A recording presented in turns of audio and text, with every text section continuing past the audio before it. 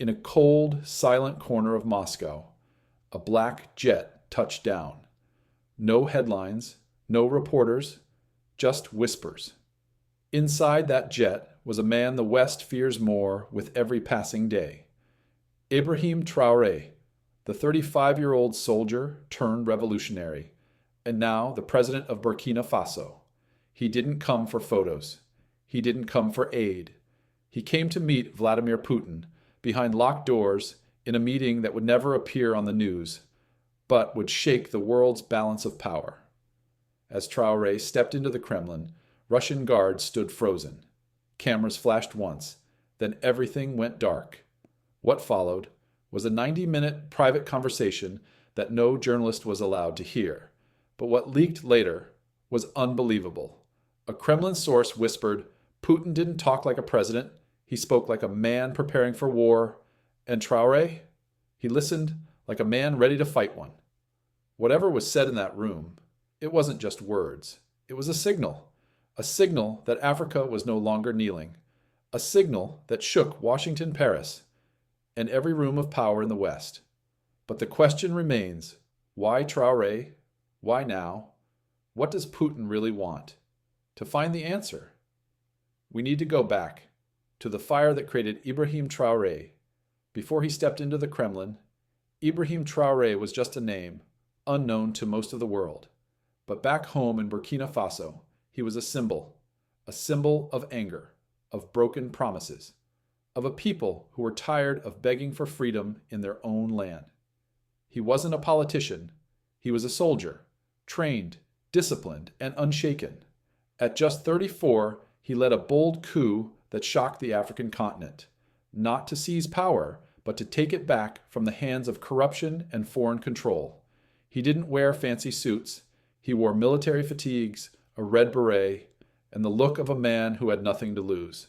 And the first thing he did, he kicked out the French military, the same forces that had claimed to help for decades. Traoré told them, "We don't want your protection. We want our freedom." For Western leaders, it was a nightmare. A young African president defying the old powers and gaining love from his people instead of fear. Crowds filled the streets, chanting his name. They didn't see a dictator. They saw hope, a leader who didn't sell them out, but stood up finally for Africa. And that's why Putin was watching. Because for the first time in years, a fire was rising in Africa, and Ibrahim Traoré was holding the torch. Before the Kremlin doors closed, before Putin even spoke, the real story had already begun, deep in the heart of West Africa. Who is Ibrahim Traoré?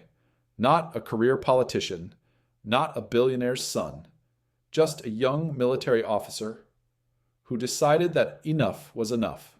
At only 34 years old, he did the unthinkable.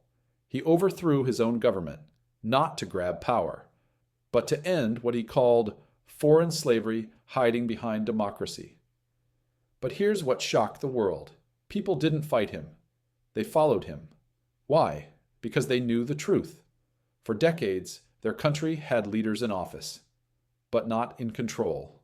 The real power was somewhere else, in Paris, in Washington, in silent boardrooms thousands of miles away. Traoré looked the world in the eye and said, "We don't need their aid. We need our land back." Then he did something no African leader had dared to do in years. He kicked out the French military, publicly, unapologetically, no press conference, no polite goodbye, just one message to the West: your time here is over. What kind of man risks everything like that? Where does that fire come from? And who stands behind him, in the shadows? Some say he's a rebel. Others call him Africa's last real patriot. But one thing is certain, he caught the attention of someone else. Someone who's also known for going against the West, Vladimir Putin. And when Putin heard Traoré's speech at the African summit, he didn't just listen. He sent a private message: "Come to Moscow. Let's talk, leader to leader." But what did he really want to say? That's where the story gets even more dangerous.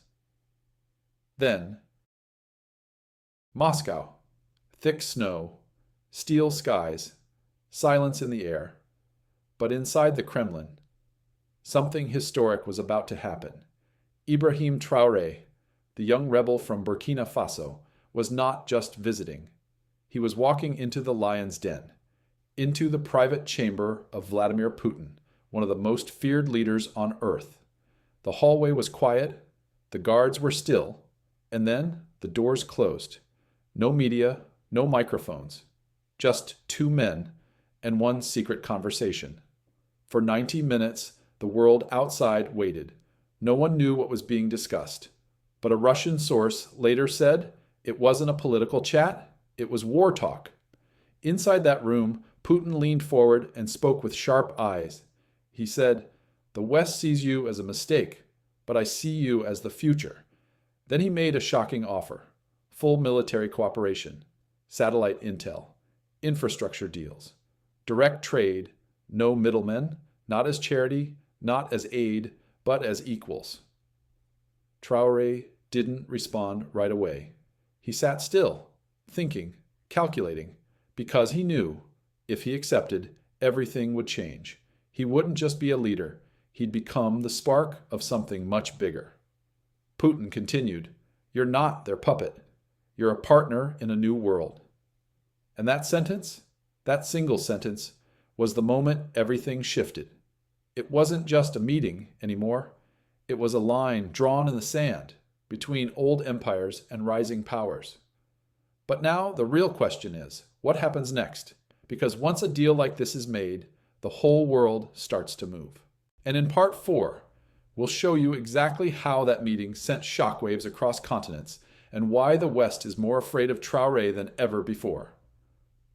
Don't blink. The handshake was over. The doors opened. But the world had already changed. Within hours, intelligence agencies across Europe and the US were on high alert. What was Putin planning? Why Traoré?